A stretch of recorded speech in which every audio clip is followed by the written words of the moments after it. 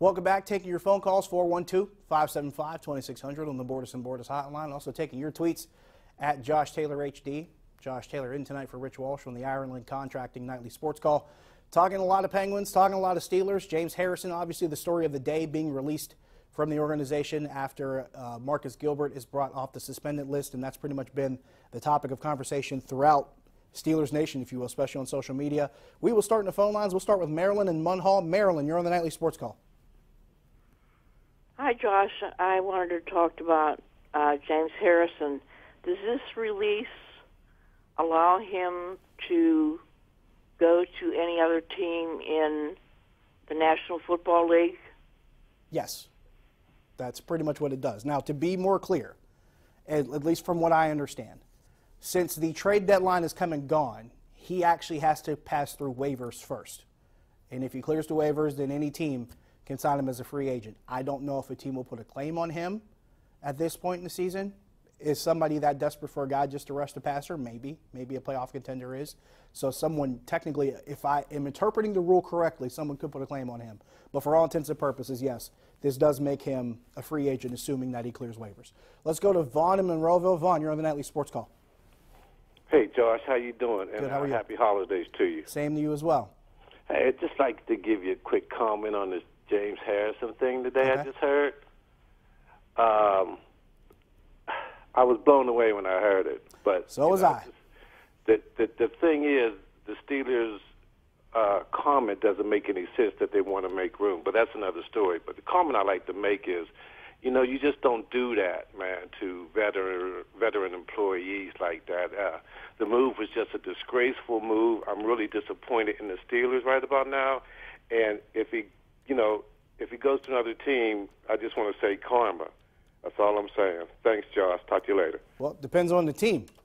If he goes to a team that doesn't face the Steelers later, then it probably doesn't matter. But all told, I get the gist of what you're trying to tell me. I'm of two minds about this. My rational mind tells me that James Harrison was a guy occupying a roster spot that wasn't playing a lot. 5 games this season. I think one of the numbers I read was maybe 40 snaps. Not a lot of snaps this season. Not a lot of opportunities to play. The few that he did, if you want to count the game against Kansas City that he pretty much helped close out, that's probably the shining point and the lone shining point of the season for him. Other than that, he's a guy who was on the roster at the bottom part who wasn't playing a lot. I think he sat out 5 games in a row before he suited out for another one. So from that perspective, the rational side of me says it's probably something that they needed to do. But the emotional side of it says this is a guy who is very much a part of your history, especially the modern incarnation of this Steelers organization, the one that went to a Super Bowl and won it in 2005, the one that won it in 2008. So this is a different kind of dynamic that you're talking about. This isn't just any guy that you're letting go. This isn't like when they let Terrell Watson go earlier in the season. This is James Harrison. This is a guy who probably embodied for a certain period of time, at least to a certain degree, what your team was built upon. So I can understand from both ends of it. And I'm really of two minds about it. But the thing that I keep bringing myself back to is the fact that he had this much of a historic run, this kind of career with this organization. And it just leads me to believe, with what we've seen from T.J. Watt, with what we've seen from some of the defensive linemen and their ability to actually get pressure on the quarterback, I'd like to think if they can get more consistent production out of him, or at least have a guy that's able to do a little bit more in that position, given, once again, he's 39 years old. So I'd like to think that if they can get more out of him at that position, that maybe we saw more of him. Or maybe he was just an insurance policy against maybe whether or not T.J. Watt worked out. And if that's the case, it's an insurance policy that they probably don't need, because T.J. Watt's actually acquitting himself pretty well. Now, here's where things get weird. If someone gets hurt, that's when things are going to get a little bit strange. You don't want to speak anything into existence, but that's something that you have to look at down the road.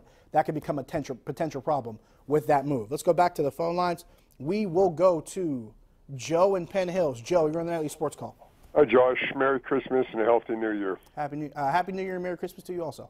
Listen, I was thinking about that New England game, why I thought about it when Brian caught that one-handed catch. Yes. The guy should have been penalized. His arm yes. for at least 3 to 4 yards, just holding it right there, no penalty. They were nearly square dancing, yes. I know. Yeah. And then I looked the next day, and I forgot to bring it up.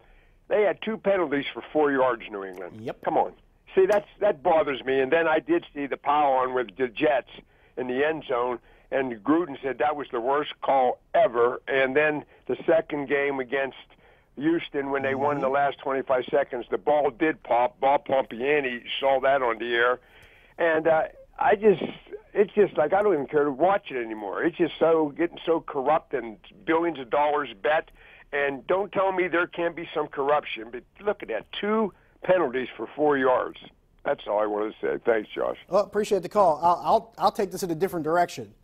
You say corruption, I look at the possibility of incompetence, because they have a rule that this league has implemented that from official to official, from person to person, no 2 people have the same idea of what the rule means. That should bother most people. That's the thing that bothers me the most, because you might have 2 different officials that interpret this rule differently, and you got the guys in New York who might think something completely different on top of that. So it's not consistent from just human being to human being. In which case, you say corruption, I say incompetence. Either way, bad look. Either way, it doesn't look good for the league, and it doesn't look good in the macro view of it all. So if anything, that's probably what bothers me more. Let's go to Dan in the Trona Heights. Dan, you're on the Nightly Sports Call. Hello. Hello. A couple comments. I had one. I did think that was a touchdown. We caught the ball. The guy took 3 steps, broke the plan, and I just thought this should have been a touchdown. But as far as James Harrison, I don't know. I was wondering if they can, one, bring him back if someone got hurt. But second of all, the New England game made me think that why couldn't we line James Harrison up with Gronkowski to check him? And when Gronkowski comes off the line, okay, we have James Harrison hit him as hard as he can to check him, and then go in the backfield for whatever he can do, go straight after the quarterback, or if there was a running back coming his direction. But, boy, I just wondered if we could neutralize Gronkowski with James Harrison. Of course, we can't now. He's gone. But like the other part of the question was, can they bring James Harrison back again?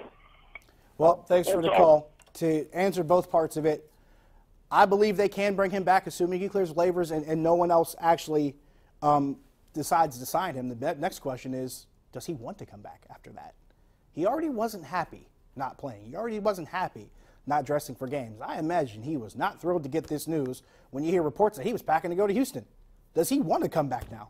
Does he even have the desire to want to come back? God knows the feeling running through the man's mind right now.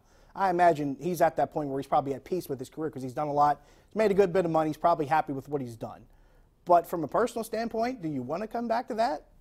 I don't know if I do. I mean, it's worth thinking about from a personal standpoint. Got to take a break. See you back here in a minute.